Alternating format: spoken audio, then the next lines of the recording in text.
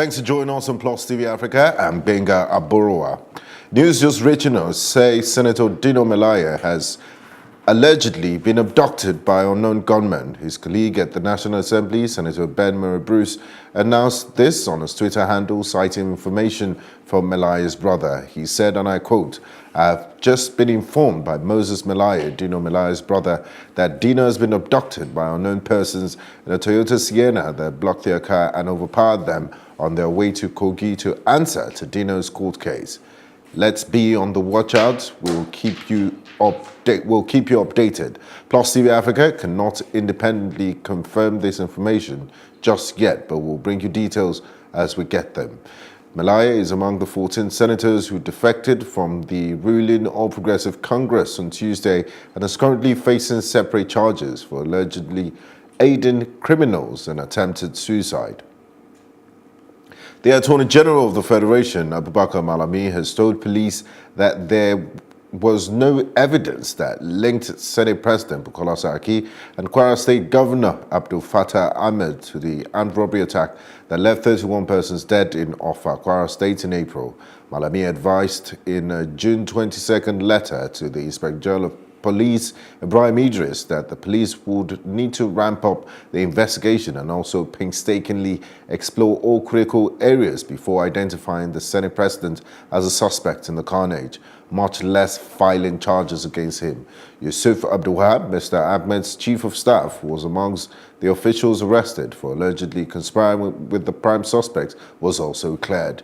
The Attorney General's office said only 6 prime suspects should be charged to court for armed robbery and murder, which could draw capital punishment upon conviction. Violence in Nigeria between semi-nomadic cattle herders and settled farmers has killed around 6 times more people than the deaths related to the Boko Haram insurgency in the first half of 2018 and poses a major threat to the country's stability, the International Crisis Group said today. The think tank said in a report the violence concentrated in central states and largely driven by competition over dwindling arable land amid a rapidly growing population killed more than 1,300 people between January and June this year. Violence related to grazing rights has occurred for decades but threatens Buhari's popularity in swing states as herders are mainly from the Fulani ethnic group, as is the president. Deaths have been politicized as his critics say he has not cracked down on the nomads, which he has denied. The International Committee of the Red Cross yesterday clarified its role in the release of the abducted Chibok and Dapchi schoolgirls, stating that it was not involved in the negotiations for their freedom from Boko Haram. A statement by the communications coordinator of ICRC Nigeria, Alessandra Moisman, lamented that recent media articles have suggested that the International Committee of the Red Cross helped to negotiate the release of the abducted persons, which is incorrect, Moisman said.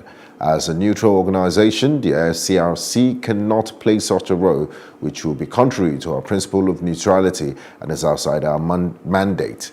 Moisman added that they helped transport the girls upon request of the parties involved. The Lagos State Emergency Management Agency has confirmed 5 people died as a boat capsized at Ebute Terminal in Lagos. The General Manager of Lasema, Adesina Tamiyu, said that the agency received a distress call at about 5:57 p.m. on Wednesday. Tamiyu said that on arrival at the scene, it was observed that a 20-capacity passenger boat belonging to Blue Sea capsized mid-sea en route Ikorodu from Lagos Island. It said that the immediate cause of the boat mishap was not yet known. Recovery efforts are still ongoing at the time of filing this report. The All Progressive Congress has described the defection of the Benue State Governor, Dr. Samuel Ortom, to the People's Democratic Party as somewhat surprising. Malam Balaji Abdullahi, APC National Publicity Secretary, said this on Wednesday in Abuja while reacting to the development. The party recalled efforts made by its national chairman, Mr. Adams Oshiomhole, to address some of the grievances raised by the governor pertaining to the local politics in the state. He said the governor had left the meeting saying he was satisfied with the assurances given by the party leaders and said we're still working on giving effect to the resolutions from the meeting. Therefore, we are somewhat surprised by Governor Autumn's decision, the statement said.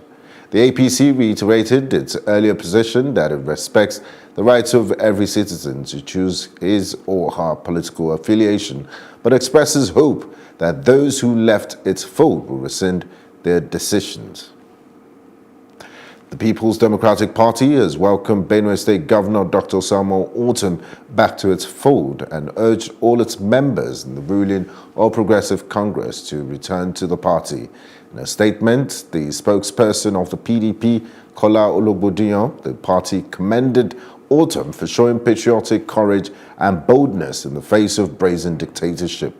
The statement said, "The return of the governor to the PDP confirms the fact that President Muhammadu Buhari-led administration and the APC do not have the welfare of Nigerians at heart.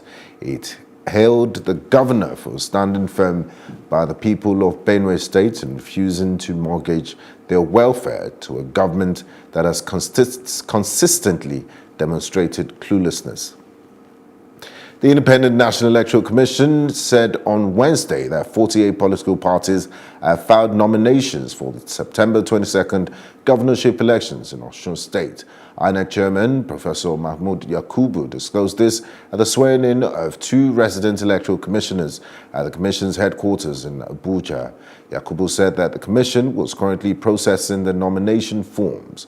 He also said that nomination of the candidates closed on Tuesday in line with the timetable and schedule of activities released by the Commission in October 2017. The 2 new resident electoral commissioners are Garba Madami and Ahmed Mahmoud. United Nations High Commissioner for Human Rights Zeid Al-Hussein said persistent reports of grave human rights abuses in Cameroon must be investigated by Cameroonian authorities urgently.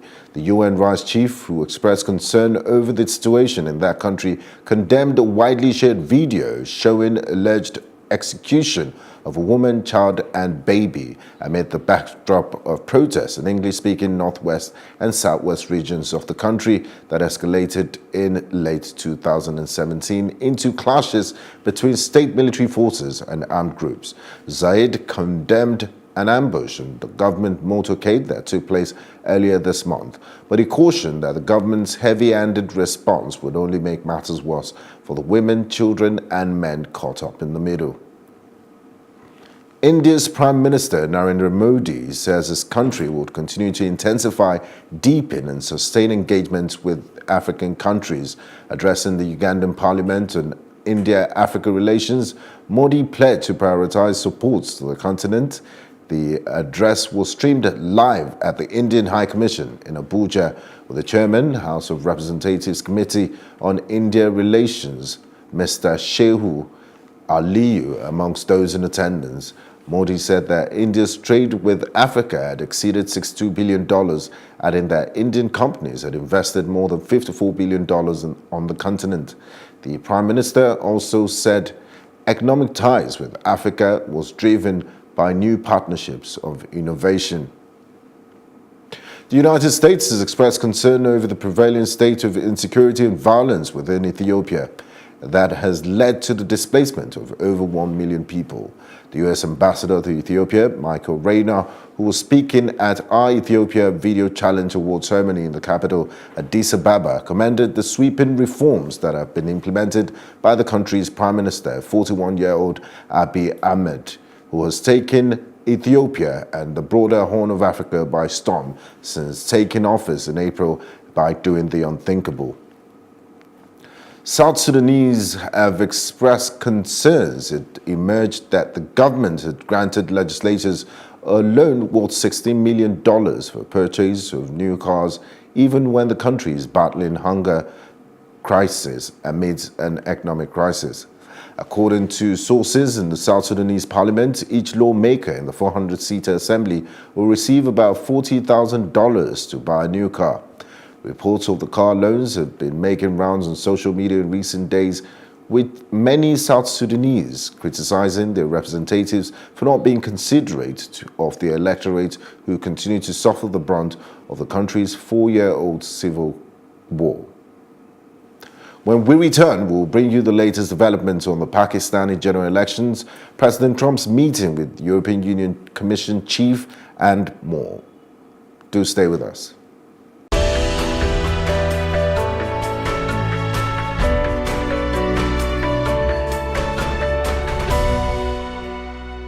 And on the foreign scene, Pakistani cricket icon turned politician Imran Khan inched close to power today after a general election that has been marred by long delays in ballot counting and claims of rigging by opponents. With nearly half of the votes counted from Wednesday's elections, Khan's Pakistani movement for justice was in the commanding lead in the nuclear-armed Muslim nation. But supporters of jailed Prime Minister Nawaz Sharif said the counting process was an assault on democracy in a country that has a history of military rule. The United States has agreed to work towards lowering trade barriers with the European Union. Donald Trump said on Wednesday, after a meeting with the European Commission chief Jean-Claude Juncker, the two would work for zero tariffs and non-tariff barriers and zero subsidies on non-auto goods, he said. They also agreed to increase trade in services and agriculture, including greater U.S. soybean exports to the EU. Strengthen this trade relationship to the benefit of all American and European citizens. This is why we agreed today, first of all, to work together towards zero tariffs, zero non-tariff barriers, and zero subsidies on non-auto industrial goods. Thank you.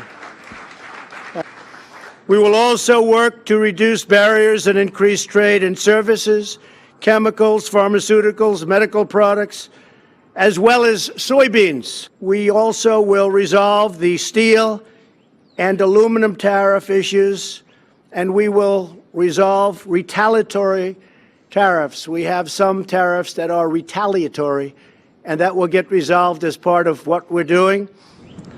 Work towards zero tariffs on industrial goods. That was my main intention. We've decided to strengthen our cooperation on energy. The EU will build more terminals to import liquefied natural gas. As far as agriculture is concerned, the European Union can import more soybeans from the US, and it will be done. And we also agreed to work together on the reform of the WTA. This, of course, is on the understanding that as long as we are negotiating, unless one party would stop the negotiations, we will hold off further tariffs and we reassess existing tariffs on steel and aluminium. This was a good, constructive meeting. Thank you, Donald. The agreements come amid heightened tensions between the US and the European Union. A bomb exploded outside the United States Embassy in Beijing today, wounding the lone assailant, the embassy said in a statement, but police described the weapon merely as a firework device. The explosion happened in a public space off the southeastern corner of the embassy compound, the embassy said.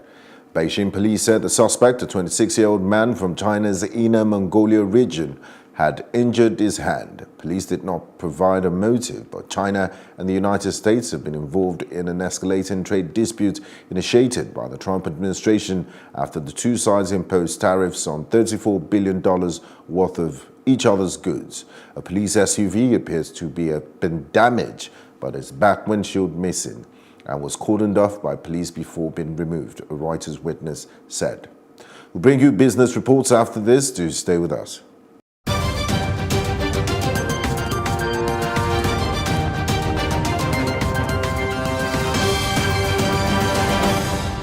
federal government has raised 66.9 billion naira as its bond auction as part of moves to finance the 2018 budget. The Debt Management Office said on its website that the bonds were auctioned in tenors of 5, 7 and 10 years. This, it said, was to give its diverse investor base an opportunity to choose their preferred tenors. It said investors showed a strong preference for the 10-year-old bond with a total subscription of 50.51 billion naira compared to 40 billion naira that was offered. The government issues sovereign bonds monthly to support the local bond market, create a benchmark for corporate issuance, and fund its budget deficit. The Information Security Forum was held at the Nigerian Stock Exchange on Wednesday, themed Social Engineering, the Neglected Human Factor. Our business correspondent, Irene Ubani, files this report. The Nigerian Capital Market held its forum on information security while enlightening corporate organizations on how to fight against cybercrime and also educate their staff on how to go about this. There are some class of people, their major concern in life is to hack every available thing. Except something has not existed, will they not make attempt to hack it? The bottom line here is this. Cyber intrusions normally and will necessarily create significant risks to operational performance of market operators, not just market operators, to regulators as well, and indeed to the entire market. Speaking on social engineering and the need to educate staff of companies on cybersecurity was Favour Femi Oyewole, Chief Information Security Officer at the Nigerian Stock Exchange. Most hacks that we see these days has its roots in social engineering attacks because human beings are involved. And you can't rely, technology will not operate itself. You still need human beings. No matter how much you invested in technology, somebody still has to operate it. So we have to put emphasis to ensure that we have an employee, the workforce, that understand the basic security, understand the basic ethics of cybersecurity and information security, and they're not going to be the weakest link that breaks the chain. Go to the wash and basin, put a flash drive, a simple flash, attractive looking 16 gig or 32 gig flash drive, drop it by the wash and basin and walk out. On that wash and basin, I've installed backdoors, I've installed Trojans, I've installed keyloggers, I've installed password harvesters. All I need you to do is pick it up. Of course, we are greedy, you see something like that, you want to pick it up. All I need you to do is pick it up and plug it into your laptop or your desktop and have access into your infrastructure, irrespective of the amount of investment, millions of dollars you might have made securing your perimeter and trying to protect yourself. Once I have access to one system, I can easily escalate and gain access to everything. After discussion sessions, it was made clear by one of the panelists that it is as important to build your company's staff firewall as it is to build the company's technology firewall. Irene Ubani, reporting for Plus TV Africa. Still ahead on Plus TV News is our roundup on entertainment and sports news. We'll be back in a moment.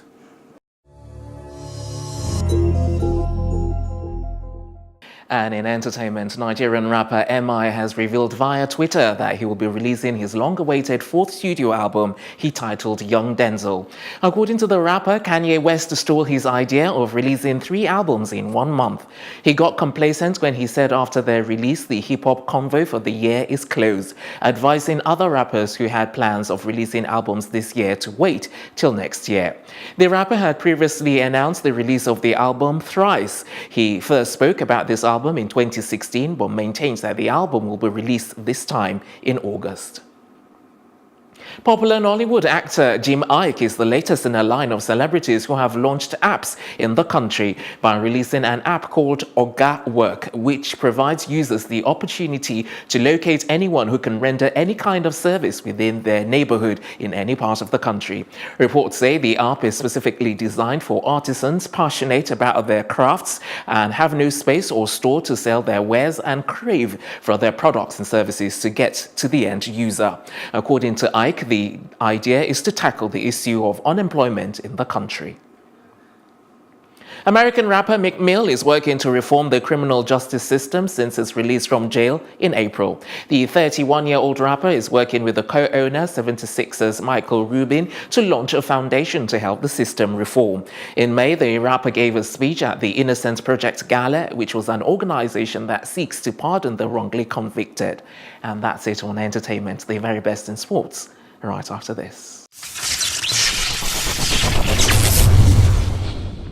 Hello and welcome to Sport Update on Plus TV Africa. I am Udoka Njoko. Edo State's government has thrown its weight behind the Edo Cycling Tour billed for August 18th to 23rd, 2018. The tour is aimed to helping in the promotion of tourism in the state. And speaking in Lagos, the chairman of the local organizing committee, Ehi Brahima, said the deputy governor of Edo State, Philip Shaibu, has pledged the support of the state government for the race put together by New Media to promote domestic tourism as well as revive the dying cycling culture in the state. And Brahima, who is the chief executive officer of New Media, added that starting from August 1st, the build-up to the biggest and best cycling event in the country will begin. And in transfer, German international forward Andre Schürrle has returned to the Premier League after he signed for newcomers Fulham on a 2-year loan deal from German Bundesliga side Borussia Dortmund. He returns to the Premier League where he once had a 2-year spell at Chelsea from 2013 to 2015. And Schürrle missed out of the Germany squad to the 2018 World Cup in Russia. In his first interview as a Fulham player, the 2014 World Cup winner says he's happy to be with the team and cannot wait to get started. Well, long weeks. I started preseason in Dortmund and I always had in my mind maybe something is happening, and so the last days were very long and a lot of thinking, and so finally I got here, ready to sign, and so happy to be here. When I wanted to sign here and when I know it could happen, I saw a few games and I saw like in the internet a few training sessions, and we're looking of course how the style of playing is and everything, and I can identify myself 100% with that because I love the possession, I love ball possession, I love attacking, and I love like these runs and this intensity. So I think it can be perfect. So I have to find my place, I have to find my quality and show them so I can be a member that really helps the team. All right, moving straight to Formula One. James Key is to join McLaren as technical director in the latest move of a reorganization aimed at returning the team to competitiveness, but it is not clear at this stage when Key will start his new role. In a separate development, Matt Morris, who was one element of the 3-man technical leadership, the leadership team set up by former racing director Eric Bouyer, has resigned as engineering director at McLaren, and chief technical officer Tim Goss left his role in April. Only head of aerodynamics Peter Prodromou remains in his position and is expected to stay on. Andrea Stella, who joined McLaren for 2015 from Ferrari, along with 2-time world champion Fernando Alonso, was named performance director, and former IndyCar champion Gil de Ferran, sporting director. And that's all for Sport Update on Plus TV Africa. I am Udoka Njoko. That's our news roundup of events. We'll be back later with more stories making the headlines. Do join us. I'm Benga Aboroa. Have a great day.